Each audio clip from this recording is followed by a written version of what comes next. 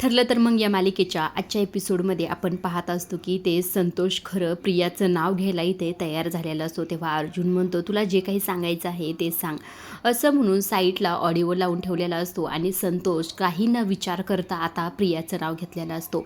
आणि तो सगळा काही ते थरारक प्रकार जो झालेला असतो, शांताबाईचा खून प्रियाने कसा केला, कशा प्रकारे तिचा खून केल्यानंतर पुरावे नष्ट केले आणि त्यानंतर कशा प्रकारे गाडीत टाकले, ह्या सर्व गोष्टी आता संतोषने सर अर्जुन आणि चैतन्यला सांगितलेलं असतं.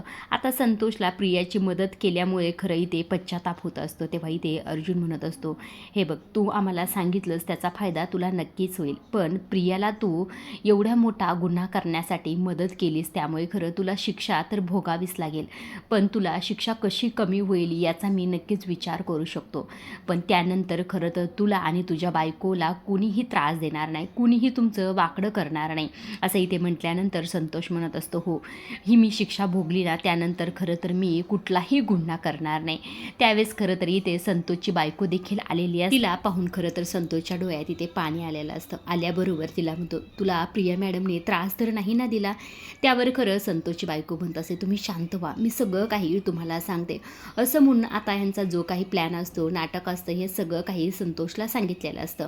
आता ती म्हणत असते, हे सगळं काही आम्ही फक्त तुम्ही एक गुन्हा कबूल करावं, प्रिया मॅडमचं नाव घ्यावं म्हणूनच सगळं काही केलेलं आहे.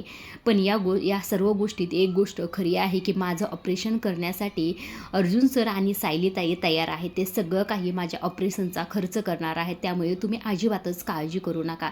आता संतोषला ही गोष्ट ऐकल्यानंतर त्याला बरं वाटतं. तितक्यात खरं तर अर्जुनला सायलीचा कॉल आलेला असतो आणि सायलीने सर्व काही गोष्टी सांगितलेल्या असतात की पूर्ण आजीच्या रूममध्ये रक्तानी भरलेलं पोतं, हँड ग्लोव्ज, त्याचबरोबर इथे अर्जुनच्या गाडीची प्लेट, हे सर्व काही भेटलेलं. त्यावर खरं चैतन्य म्हणत असं, म्हणजे हे सगळे काही पुरावे शांता मावशीच्या केसची रिलेटेड आहेत, असं म्हटल्यानंतर इथे सगळ्यांना धक्का बसलेला असतो. तेव्हा इथे सावंत सर म्हणत असं, हा तर खूप मोठा पुरावा आहे, आता त्या प्रियाला कोणीही वाचू शकणार नाही, असं इथे सावंत सरांनी म्हटलेलं असतं. आता इकडे दुसऱ्या बाजूला प्रियाला दुसऱ्या दिवशी तुरुंगात टाकणार असतात, त्यामुळे खरं प्रिया आदल्याच रात्री घर सोडून जाण्याचा निर्णय घेते.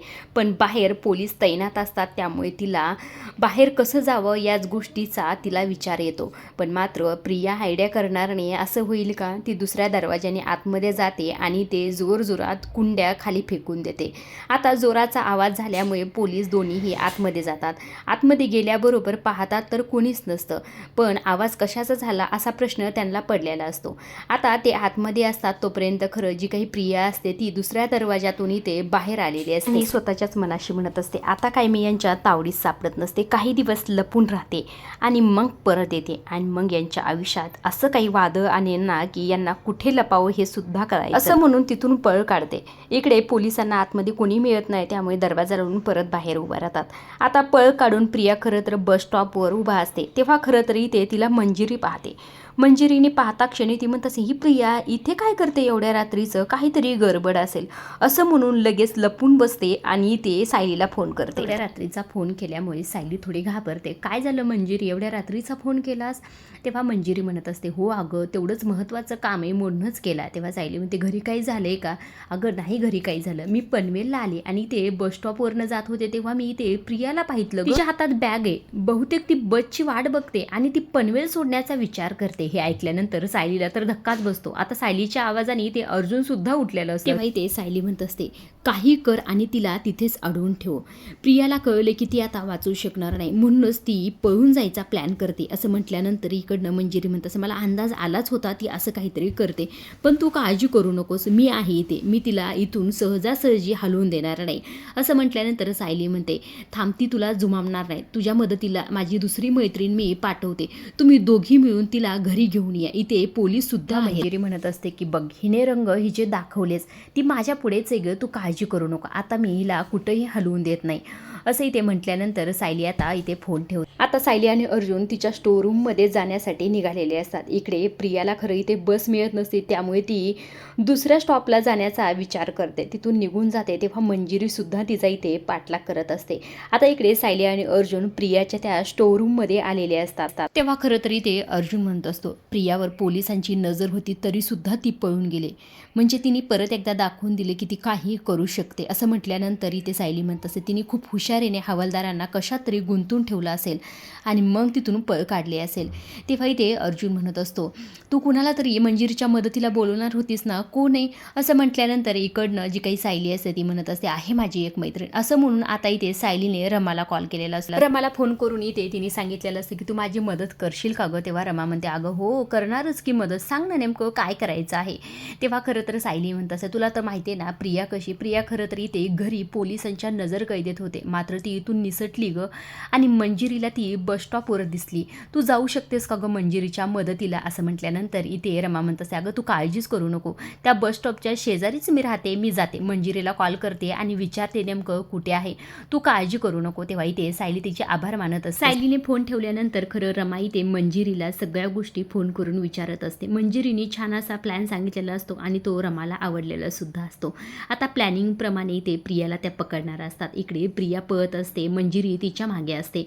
आता प्रिया थकलेली असते तेव्हा इथे मंजिरी तिच्या मागणं म्हणते, दमलीस का गं. असं म्हटल्यानंतर प्रिया वळून पाहते तर तिला धक्काच बसतो.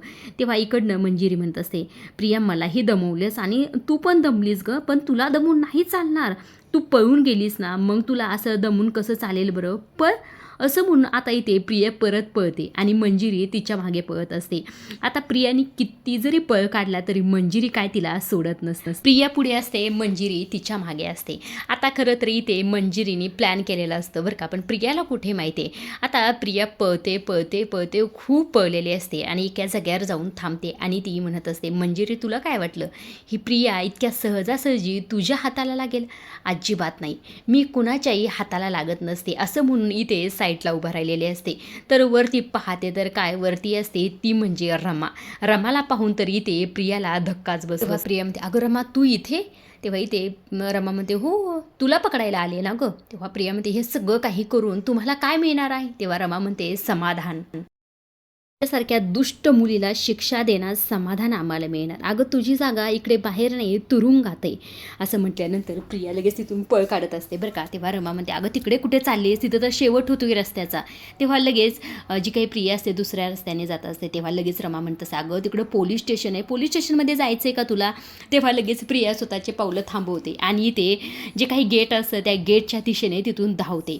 आता पुढे धावत धावत गेलेले असते बरं का. रमा तर निश्चिंत असते कारण की हा मंजिरीचा आणि तिचा छान असा प्लॅन असतो बरं का.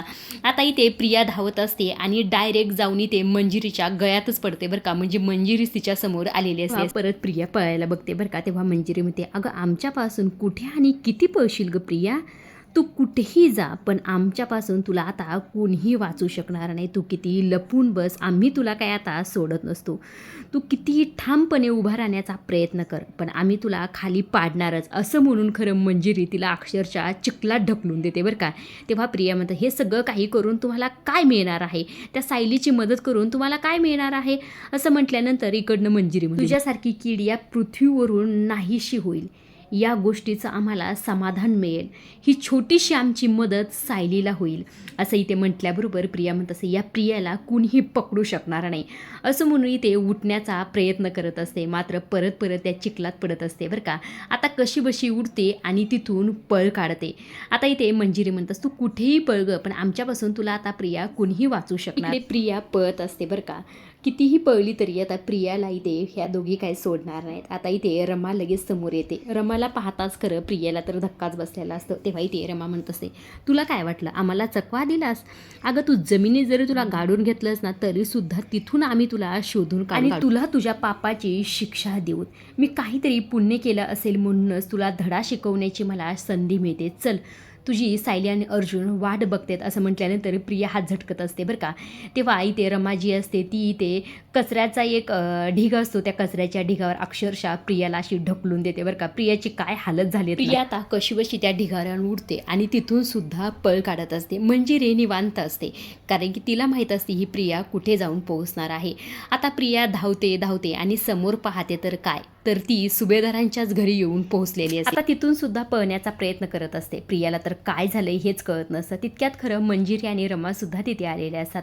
आल्याबरोबर इथे रमा म्हणत असते, तू जिथे सगळ्यात जास्त गुन्हे केले तिथेच तुला परत यावं लागलं ग प्रिया, हो का? इथून कुठेही पळून जाऊ शकत नाही. तेव्हा इथे मंजिरी म्हणत असते, तू आतापर्यंत जो काही घरात ह्या चिखल केलास का तेवढा पुरे आहे. आता हे चिखलाचं अंग घेऊन तुला मी आतमध्ये जाऊन देणार नाही. असं म्हणून पाईप आणतात, अक्षरशः त्या पाईपाने तिला अंघोळ घालत असतात. तेव्हा मंजिरी म्हणत असते, आता तुझ्या गुन्ह्याची शिक्षा खरं तुला घरातलेच देतील, चल. असं म्हणून तिच्या हाताला धरून त्या दोघी आता घरात घेऊन येतात. आता घरात सगळेच जण ते जागे असतात, कारण की ही प्रिया गायब झालेली असते. दरवाजा उघडून अक्षरशः या प्रियाला त्या डायरेक्ट ढकलूनच येतात बरं का. आता प्रियाला पाहून खरं सगळ्यांनाच धक्का बसतो. आल्याबरोबर इथे अश्विन म्हणत असं, तुझी इथून पळून जाण्याची हिंमत कशी झाली? तेव्हा इथे प्रिया म्हणते, अरे नाही अश्विन. तेव्हा प्रताप लगेच मध्ये म्हणतात, गप्प बस प्रिया, तुला कळतंय का पोलिसांना फसवून तू पळून गेलीस? अगं एवढे गुन्हे केलेस ते कमी होते का म्हणून त्यात आणखी एक भर केलीस? असं म्हटल्यानंतर अर्जुन म्हणत असं, तुला काय वाटलं प्रिया तू पळून जाशील आणि आम्हाला कळणार सुद्धा नाही का? आता अर्जुनचं बोलणं होते का नाही तेव्हा सायली सुद्धा म्हणत असते, माझ्या मैत्रिणी माझ्या पाठीशी खंबीरपणे उभे आहेत, त्यामुळे तुझं पळून जाणं शक्यच नाही प्रिया. आता प्रियाला तर नेमकं कुठे पळावं हेच कळत नसतं. तेव्हा इथे अस्मिता सुद्धा बोलायला सुरुवात करते, आम्हाला छळून तुझं पोट भरलंय वाटतं म्हणूनच पळून गेली होतीस. असंही आम्हाला खरं तर तुझं तोंडच बघायचं नाही, पण तुला काय वाटलं तू पळून जाशील या घरातून? असं कधीही होणार नाही. तेव्हा इथे कल्पनासुद्धा मध्ये, तू जेलमध्ये गेली असतीस ना तेच बरं झालं असतं. तेव्हा इथे प्रियांते, मी जेलमध्ये अजिबातच जाणार नाही असं इथे आवाज चढूनच म्हणते बरं. प्रियाने असं म्हटल्याबरोबर मंजिरी आणि रमा तिच्या समोर येतात आणि समोर आल्याबरोबर पहिलं तर मंजिरी एका गालात देते तिच्या आणि दुसरं लगेच रमासुद्धा दुसऱ्या गालात देते.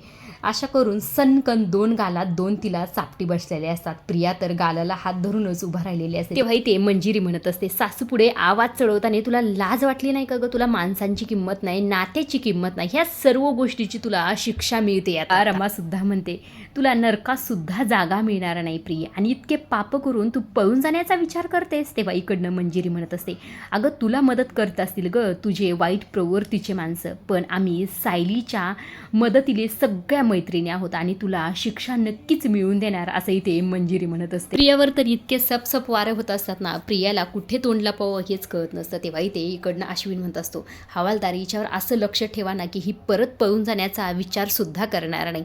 आता प्रिया तर घाबरलेली असते. तेव्हा सायली आणि अर्जुनी ते मंजिरी आणि रमाचे आभार मानत असतात, थँक्यू सो मच आम्हाला मदत केल्याबद्दल. तेव्हा खरं तर रमा म्हणत, थँक्यू तर तुम्हाला म्हटलं पाहिजे, या प्रियाचा खरा चेहरा समोर आणण्यासाठी आम्ही तुमची मदत करू शकलो. असं म्हटल्यानंतर खरं इकडनं जी काही मंजिरी असते ती सुद्धा म्हणते, सायली आणि अर्जुन खरं तर प्रियाला अशी अद्दल घडवाना, अशी शिक्षा द्या ना की जगातल्या प्रत्येक पापी माणसाला ती शिक्षा आयुष्यभर लक्षात राहील, तरच आपण 13 जणीने जो काही घाट घातलेला आहे त्याचं चीज होईल. सगळ्यांच्या वतीने तुमच्या दोघांचे खरंच मनापासून आभार, आम्हाला मदतीला बोलवल्याबद्दल. असं म्हटल्यानंतर इकडनं अर्जुन सुद्धा ह्या दोघीचे आभार मानत असतो, तुमच्यामुळे खरं ही प्रियाला आम्ही पकडू शकलोत. असंही ते म्हटल्यानंतर सायली म्हणत असते, तुम्ही दोघी काळजी करू नका, या प्रियाला कोणती शिक्षा होते आणि काय शिक्षा मिळते हे सर्व काही मी तुम्हाला सांगेलच. आता प्रियाचा तर निकाल लागलेला असतो, त्यामुळे खरंही ते निरोप घेण्याची वेळ असते. रमा आणि मंजिरी सायलीला भेटतात आणि तिथून दोघीही निघून जातात. निघून गेल्यानंतर आता प्रियाला घरच्यांसमोर आता कसं उभं राहावं हेच कळत नसतं. तेव्हा सायली प्रियासमोर जाते आणि तिला इथे म्हणत असते की आता फक्त काही तास प्रिया मोजायला लाग, उद्याचा दिवस तुझ्या आयुष्यातला सगळ्यात काळा दिवस असेल, अंतिम निर्णयाचा दिवस असेल. उद्या तुझी अशी अवस्था होईल की तुला वाटेल की फाशीची शिक्षा मिळाली असती तरी मला बरं वाटलं असतं, त्यामुळे उद्याच्या दिवसाची वाट पाहाच असं इथे म्हटलेले असते. आता प्रिया घाबरलेली असते. इकडे दुसरा दिवस सुरू झालेला असतो. सायली आणि अर्जुनच्या हातात खरं तरी ते प्रियाचे DNA रिपोर्ट आलेले असतात. त्यांचं सगळं काही पाहून इथे सायली आणि अर्जुनला तर धक्का बसलेलाच असतो आणि त्यांना ह्या सर्व गोष्टी माहीत असतात तरीसुद्धा आता घरच्यांना ह्या सगळ्या गोष्टी कळल्यानंतर कसा धक्का बसेल यावरच ते दोघे विचार करत असतात. तितक्यात खरं तर इकडे खाली पूर्ण आजीसुद्धा आलेली असते. आल्याबरोबर इथे अस्मिता तर पूर्ण आजीला काय बोलावं किती बोलावं हेच कळत नसतं. तेव्हा पूर्ण आजी म्हणतात, आधी मला बाळाला दाखव. तेव्हा इथे अस्मिता म्हणते, अगं पूर्णाजी तू शांत बस, बाळ झोपले, तू नंतर त्याच्यासोबत खेळ. असं म्हटल्यानंतर आता सगळ्यांशी छान गप्पा चाललेल्या असतात. तितक्यात खरं सायली अर्जुन सुद्धा आलेले असतात. तेव्हा इथे अर्जुन पूर्ण आजीपाशी बसतो आणि म्हणत असतो, असतो, आजी बरं झालं तू आलीस, खरंच आम्हाला फार आठवण येत होती तुझी. तेव्हा इथे पूर्ण आजी म्हणतात, मला सुद्धा तुमच्या सगळ्यांची आठवण येत होती, तुम्ही जे काही फोनवर सांगितलं ना, असं इथे पूर्ण आजीने म्हटल्याबरोबर इकडनं सायली म्हणत असते, माफ करा पूर्ण आजी, पण खरं तर आम्ही सगळं काही तुम्हाला नाही सांगितलेलं. अजूनही अशा काही गोष्टी आहेत ज्या फक्त तुम्हालाच नाही तर घरच्यांना सुद्धा कुणालाही माहीत. पण आता वेळ आलेली आहे, आता पूर्ण सत्य सगळ्यांसमोर यायलाच हवं, असं इथे सायलीने म्हटल्याबरोबर सगळ्यांनाच प्रश्न पडलेला असतो, नेमकं कोणतं सत्य. तेव्हा इकडनं प्रतिमा म्हणत असते, कशाबद्दल बोलताय तुम्ही सगळेजण. तेव्हा अर्जुन म्हणत असं, सांगतो सगळं सांगतो, तुम्ही आधी सगळे बसून घ्या बरं. असं म्हटल्यानंतर सगळेच इथे खाली बसतात. सगळ्यांना प्रश्न पडलेला असतो, नेमकं हे चाललंय तरी काय. तेव्हा इकडनं अर्जुन म्हणत असतो, आज आपल्या घरात एखादीचा खूप मोठा खुलासा होणार आहे. हे सगळं ऐकल्यानंतर तुम्हाला त्रास होणार आहे, शॉकसुद्धा बसणार आहे आणि आपली फसवणूक झालेली आहे असं सुद्धा वाटू शकतं. ही फसवणूक खूप दिवसापासून सुरू आहे, पण आता वेळ आलेली आहे. तेव्हा खरं तर इकडनं सुमन म्हणत असते, हे सगळं काही काय चाललंय, म्हणजे स्पष्ट सांगा ना, नेमकं आपली फसवणूक कोण करतंय. तेव्हा इकडनं सायली म्हणत असते, फसवणूक हा शब्द ऐकलाय की आपल्यासमोर कुणाचं नाव येतं. असं म्हटल्यानंतर लगेच अर्जुन इथे म्हणत असतो, चेतनने त्या व्यक्तीला घेऊन ये बाहेर. असं म्हटल्यानंतर चेतनने लगेच इकडे प्रियाला बाहेर घेऊन येतो. आता प्रिया बाहेर आल्याबरोबर आता इकडे सायली म्हणत असते, हीच ती व्यक्ती ज्या व्यक्तीने आपलं घर पोखरलंय. असं म्हटल्यानंतर इकडनं प्रताप म्हणत असत, तन्वीच ना, तन्वीबद्दल तर आम्हाला सगळं काही माहीत आहे, आता नवीन काय सांगणार आहात. त्यावर खरं अर्जुन म्हणत असतो, अशा बऱ्याच गोष्टी आहेत त्या तुम्हाला आणखी माहीत नाही. जे सगळे गुन्हे सगळे पाप आम्हाला केव्हाच कळले होते, पण आम्हाला हे सुद्धा माहीत होतं की हिच्या विरोधात फक्त 1-2 पुरावे पुरेसे नाही, त्यामुळे आम्ही मिळेल तेवढे पुरावे गोळा केलेले आहेत आणि आता कोर्टासमोर हिला उभा करण्याआधी तुमच्या सगळ्यांसमोर आम्हाला उभा करायचं होतं. असं म्हटल्यानंतर सायली म्हणत असते, कोर्ट तर तिला शिक्षा देईलच, मात्र तिचा न्याय तुमच्यासमोर घरच्यांसमोर व्हायला हवा होता. आता अर्जुन सायली नेमकं कशाबद्दल बोलतात याची सगळ्यांनाच उत्सुकता असते बरं का घरच्यांना. मात्र इथे प्रियाच्या तोंडावर 12 वाजलेले असतात. आजच्या पुरतं एवढंच. अशा डेली मालिकेच्या अपडेट जर तुम्हाला जाणून घ्यायला आवडत असतील तर आपल्या चॅनलला जरूर सबस्क्राईब करा आणि तोपर्यंत पाहत राहा. ठरलं तर मग धन्यवाद.